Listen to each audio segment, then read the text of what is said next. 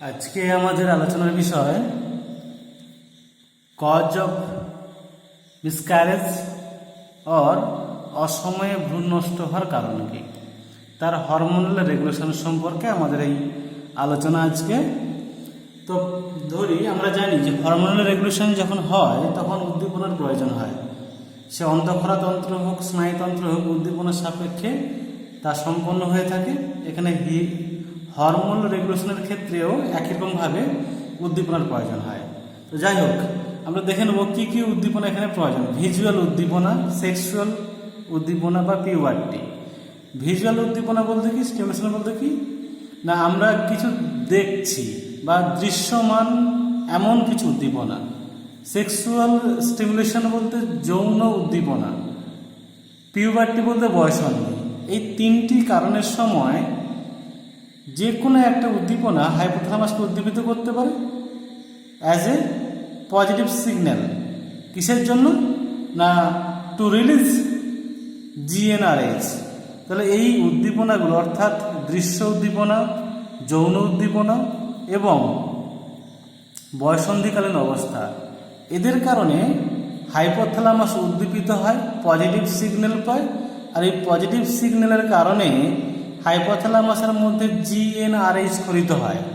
এই জিএনআরএইচ খরিত হয়ে সে হাইপোফাইসিয়াল ব্লাড সার্কুলেশনের মাধ্যমে হাইপোফাইসিয়াল পোর্টাল ব্লাড সার্কুলেশন এর মাধ্যমে অগ্র পিটুইটারিতে চলে আসে, অ্যান্টেরিয়র পিটুইটারিতে চলে আসে। অ্যান্টেরিয়র পিটুইটারি কোথায় না, গোনাডোট্রফ সেলস অফ অ্যান্টেরিয়র পিটুইটারি, অর্থাৎ অ্যান্টেরিয়র পিটুইটারির গোনাডোট্রফ কোষের মধ্যে সেই উদ্দীপনা অর্থাৎ জিএনআরএইচ রূপে চলে আসে। তারপর সেই উদ্দীপনা পরবর্তীতে কোথায় চলে আসে না, রক্তের মাধ্যমে বাহিত হয়ে এলএইচ আর এফএসএইচ দুটি ওভারি অর্থাৎ ডিম্বাশয়ের মধ্যে চলে আসে। তো এই ডিম্বাশয়ের মধ্যে দুটো জায়গা আমরা খেয়াল করব। এখানে ডিম্বাশয়ের মধ্যে এখানে অপরিণত গ্রাফিয়ান ফলিকল থাকে। এই অপরিণত গ্রাফিয়ান ফলিকল সেই এফএসএইচের কারণে উদ্দীপিত হয় এবং পরিণত হয়। অনেকগুলি ধাপে ধাপে ধীরে ধীরে হয়, হঠাৎ করে একসঙ্গে এখান থেকে ম্যাচিওর হয়ে গেল তা নয়। অসংখ্য গ্রাফিয়ান ফলিকল রয়েছে, প্রাইমর্ডিয়াল গ্রাফিয়ান ফলিকল অর্থাৎ অপরিণত ইম্যাচিওর গ্রাফিয়ান ফলিকল। সেই ইম্যাচিওর গ্রাফিয়ান ফলিকলগুলোর মধ্যে প্রত্যেক মাসে একটা করে গ্রাফিয়ান ফলিকল এফএসএইচের কারণে উদ্দীপিত হয়ে পরিণত হয়। এখানে ঠিক তাই অগ্রপিটুইটারির গোনাডোট্রফ কোষ থেকে যে জিটিএইচ ক্ষরণ হয় তার মধ্যে এফএসএইচ এবং এলএইচ থাকে। সেই এফএসএইচ অপরিণত প্রাইমর্ডিয়াল গ্রাফিয়ান ফলিকলের মধ্যে আসে এবং তাকে উদ্দীপিত করে, ধীরে ধীরে তাকে ম্যাচিওর গ্রাফিয়ান ফলিকলে রূপান্তরিত করে, অর্থাৎ পরিণত গ্রাফিয়ান ফলিকলে রূপান্তরিত করে। এই পরিণত হওয়ার সময় প্রাইমর্ডিয়াল গ্রাফিয়ান ফলিকলের মধ্যে যে অপরিণত ডিম্বাণু থাকে তাও ক্রমান্বয়ে পরিণত হয়।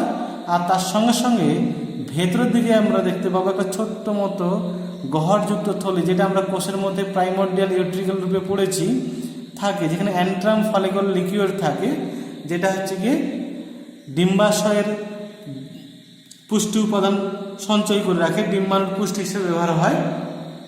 তারপর পরিণত হয়ে গেলে ওভুলেশন সম্পন্ন হয়, আর সেই ওভুলেশনটা মূলত সম্পন্ন হয়ে থাকে কার মাধ্যমে না, এলএইচের মাধ্যমে।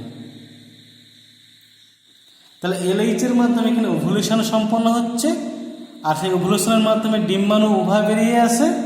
আর অপরদিকে অতিরিক্ত অপর অংশ যেটা কর্পাস লুটিয়াম বা পিত গ্রন্থি তৈরি করতে সাহায্য করছে, যেটা পিঙ্ক কালারের হয়ে থাকে এবং ফুলের মতো দেখতে হয়। এই হচ্ছে গিয়ে কর্পাস লুটিয়াম উৎপত্তি। তাহলে এলএইচের প্রভাবে ওভুলেশন হয়, কর্পাস লুটিয়াম উৎপত্তি হয়, যে কর্পাস লুটিয়াম থেকে প্রজেস্টেরন সিক্রেট হয়, সিক্রেটস প্রজেস্টেরন অর্থাৎ প্রজেস্টেরন হরমোন ক্ষরণ হয়। এই প্রজেস্টেরন হরমোন কি করে না, এই প্রজেস্টেরন হরমোন ইউটেরাসে চলে আসে। ইউটেরাসের কোথায় না, ইউটেরাসের মধ্যে প্ল্যাসেন্ডা বা অমরা বলে একটা গঠন রয়েছে, সেখানে চলে আসে।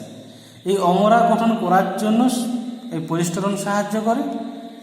কি জন্য না, ওই প্ল্যাসেন্ডার মধ্যে ভ্রূণের রোপণের প্রয়োজন, জাইগোট রোপিত হবে তখন। তাহলে এখান থেকে ডিম্বাণু নির্গত হওয়ার পরে যদি শুক্রাণু অবস্থান করে তাহলে সেই শুক্রাণু ডিম্বাণু নিষেক ঘটবে।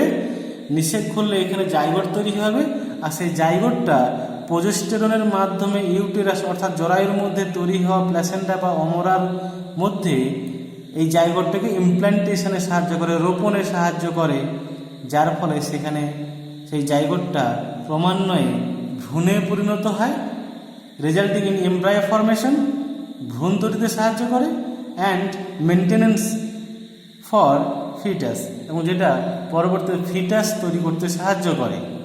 এবারে আমরা দেখে নেব যে যখন প্রোজেস্টেরন ক্ষরণ হয় অমরা গ্রন্থিতে এখানে এসে অমরাকে উদ্দীপিত করে, তখন এই প্রোজেস্টেরন অমরাকে উদ্দীপিত করে কী জন্য? না সেখান থেকে এইচসিজি ক্ষরণের জন্য, অর্থাৎ হিউম্যান কোরিওনিক গোনাডোট্রপিক হরমোন ক্ষরণের জন্য। এই হরমোন কি করবে? না এই হরমোন ঘুরে আবার এই আমাদের এতে চলে আসবে, কর্পাস লুটিয়ামে চলে আসবে। তাহলে এখান থেকে এইচসিজি পুনরায় ঘুরে কর্পাস লুটিয়ামে চলে আসবে। কেন? এই কর্পাস লুটিয়াম থেকে আরও বেশি করে প্রোজেস্টেরন তৈরি করার জন্য। তাহলে এখানে ফিডব্যাকটা কেমন হয়?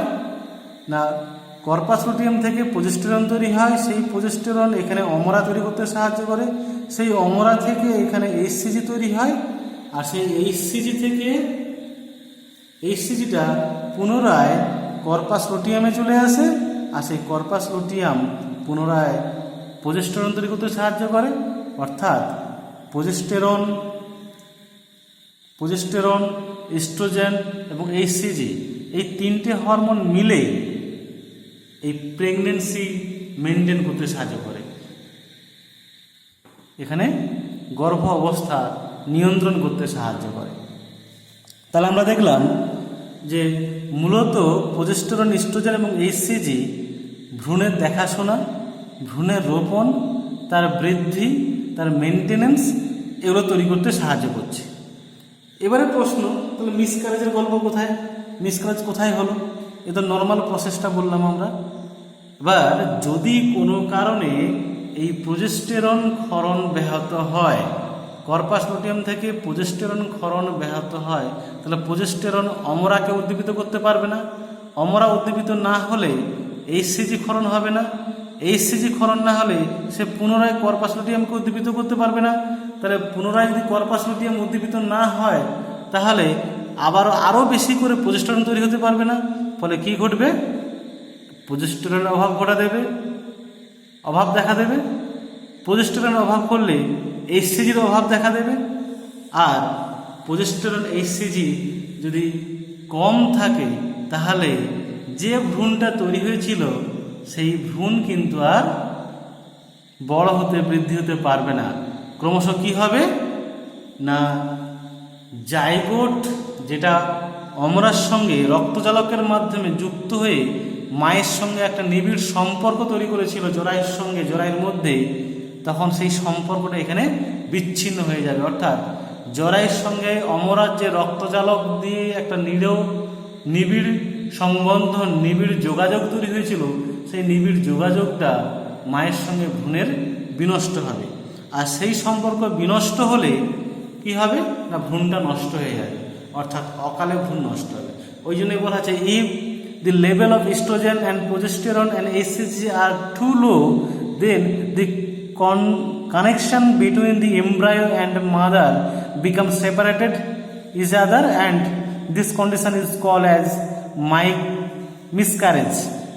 তাহলে মূল কথা হচ্ছে কি, আমাদের যদি ওভুলেশনের পরে ডিম্বাণু পাই শুক্রাণুর সঙ্গে নিষিক্ত হয়েছে জরায়ুর অমরার মধ্যে জাইগোট তৈরি করে রোপণ করতে সাহায্য করবে, আর কর্পাস লুটিয়াম থেকে তৈরি হওয়া প্রোজেস্টেরন অমরা থেকে প্রচুর পরিমাণে এইচসিজি তৈরি করতে সাহায্য করবে, যে এইচসিজি পুনরায় কর্পাস লুটিয়ামকে উদ্দীপিত করে আরও বেশি করে প্রোজেস্টেরন তৈরি করতে সাহায্য করবে, যার ফলে এই প্রোজেস্টেরন, ইস্ট্রোজেন এবং এইচসিজি এই তিনটে হরমোন মিলে জরায়ুর মধ্যে যে ভ্রূণ রোপিত হয়েছে তাকে বৃদ্ধিপ্রাপ্ত হতে এবং তার মেনটেন্স করতে সাহায্য করে। কিন্তু বিভিন্ন কারণে যদি প্রোজেস্টেরন ইস্ট্রোজেন ক্ষরণ ব্যাহত হয় তাহলে মায়ের সঙ্গে ভ্রূণের যে সংযোগ, ব্লাড ভেসেল লেভেল সংযোগ, সেটা কিন্তু কানেকশানটা নষ্ট হয়ে যায়, তার ফলে ভ্রূণ নষ্ট হয়, যেটাকে আমরা মিসক্যারেজ বলছি। এবারে প্রশ্ন, কি কি কারণে আমাদের প্রোজেস্টেরন লেভেলটা কম হয়ে যেতে পারে? যদি কোনো কারণে এই অ্যাম্পুলার মধ্যে নিষেকটা হয় কোথায়? এখানে আমরা বলছি শুক্রাণু ডিম্বাণু নিষেক ঘটে, কিন্তু নিষেকটা হয় কোথায়? জরায়ু থেকে যে ফ্যালোপিয়ান নালী ডিম্বাশয় গেছে, সেই ডিম্বাশয় থেকে বেরিয়ে আসার সময় অ্যাম্পুলা একটা অংশ থাকে, সেই অ্যাম্পুলার মধ্যে মূলত নিষেকটা হয়ে থাকে। তাহলে ওই নিষেক হওয়ার পর যে জায়গাটা তৈরি হলো, সেই জায়গাটা যদি ফ্যালোপিয়ান নালীর কোথাও তৈরি হয়ে যায়, অর্থাৎ প্রকৃত যে স্থান রোপণের, সেই স্থানে যদি রোপিত না হয়, অন্য কোথাও হয়ে যায়, তাহলে প্রথম অবস্থায় প্রথম দিকে ভ্রূণ তৈরি হয়েছে মনে করে স্ত্রী দেহের মধ্যে প্রোজেস্টেরন ক্ষরণ হয় কর্পাস লুটিয়াম থেকে, তা সাময়িক কিছুদিন মেনটেন করে। কিন্তু কিছুদিন পরে যখন দেখা যায় যে অমরা শূন্য অবস্থায় রয়েছে কিন্তু দেহে নিষেক ঘটেছে, তখন অমরার মধ্যে ভ্রূণের অনুপস্থিতির জন্য দেহের মধ্যে প্রোজেস্টেরন ক্ষরণ নষ্ট হবে, অর্থাৎ কর্পাস লুটিয়াম নষ্ট হবে। কর্পাস লুটিয়াম কর্পাস অ্যালবিক্যান্সে রূপান্তরিত হবে, সেই কর্পাস অ্যালবিক্যান্স থেকে কর্পাস হেমোরেজিকাম হয়ে নষ্ট হয়ে যাবে। এই একটি কারণ হতে পারে। আবার একটি কারণ হতে পারে যে ভ্রূণটা জরায়ুর মধ্যেই রূপান্তরিত হয়েছে, রোপিত হয়েছে, জরায়ুর অমরার মধ্যে, প্ল্যাসেন্টার মধ্যে রোপিত হয়েছে, কিন্তু কোনো কারণে সেখানে প্রোজেস্টেরন ক্ষরণটা ব্যাহত হচ্ছে। কোনো কারণ বলতে এখানে এলএইচের সাপ্লাই, এই এলএইচের সাপ্লাইটা কমে গেছে। কেন না, যে উদ্দীপনার কারণে এখানে এলএইচ তৈরি হচ্ছিল, সেই উদ্দীপনাগুলো এখান থেকে সরে গেছে।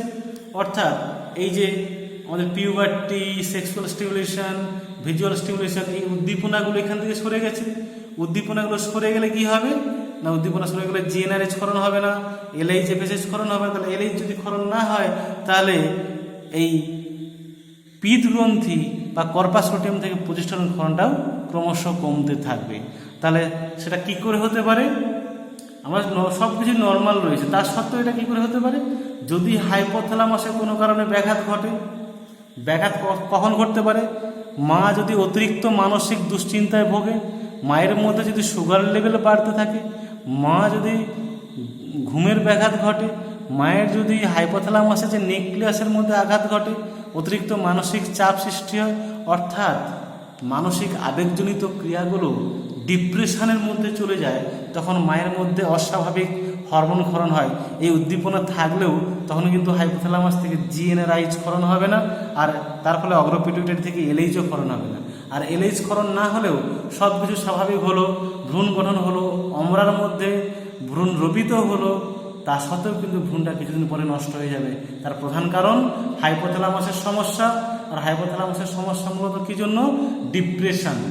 বিভিন্ন কারণে ডিপ্রেশনের জন্য হতে পারে, ঘুম কম হতে পারে, খাদ্যাভ্যাসের পরিবর্তন হতে পারে, বা আমাদের বিপাকের পরিবর্তন, পরিপাকের পরিবর্তন, হজমের সমস্যা, দুশ্চিন্তা, নানা রকম পারিবারিক সমস্যা, এই ধরনের মানসিক সমস্যা, মানসিক আবেগজনিত কারণে হাইপোথ্যালামাস যদি ক্ষতিগ্রস্ত হয়, তাহলে সেখান থেকে এলএইচ ক্ষরণ হবে না। আর এলএইচ ক্ষরণ না হলে এই পিত্তগ্রন্থি থেকে প্রোজেস্টেরন ক্ষরণ হবে না, তাহলে সেখানে অমরার মধ্যে ভ্রূণ গঠন হলেও এসসিজি ক্ষরণ হবে না। এসসিজি ক্ষরণ না হলে পুনরায় এখানে উদ্দীপিত করে আরও অতিরিক্ত প্রোজেস্টেরন ক্ষরণ, তা ব্যাহত হবে। অর্থাৎ টোটালি হরমোনাল লেভেল ডিসব্যালেন্স হবে, আর ভ্রূণ মায়ের দেহ থেকে ব্লাড ভেসেল কানেকশানের জায়গাটাকে বিনষ্ট করবে, ভ্রূণটা নষ্ট হবে, অর্থাৎ মিসক্যারেজ হবে, বাচ্চা নষ্ট হয়ে যাবে। এই হচ্ছে কি আমাদের আজকের এই ভিডিও বোঝা। তো অবশ্যই যারা নতুন সাবস্ক্রাইব করবে, এরকম অনেক প্রশ্ন উত্তর নিয়ে আমরা আলোচনা করব। এছাড়া টপিকস অনুযায়ী এর আগে দেখেছো প্রশ্ন উত্তর রয়েছে। আজকে এই পর্যন্ত। এরপরে অন্য কোনো প্রশ্ন, অন্য কোনো টপিকস নিয়ে আবার এইভাবেই আমরা আলোচনা করব।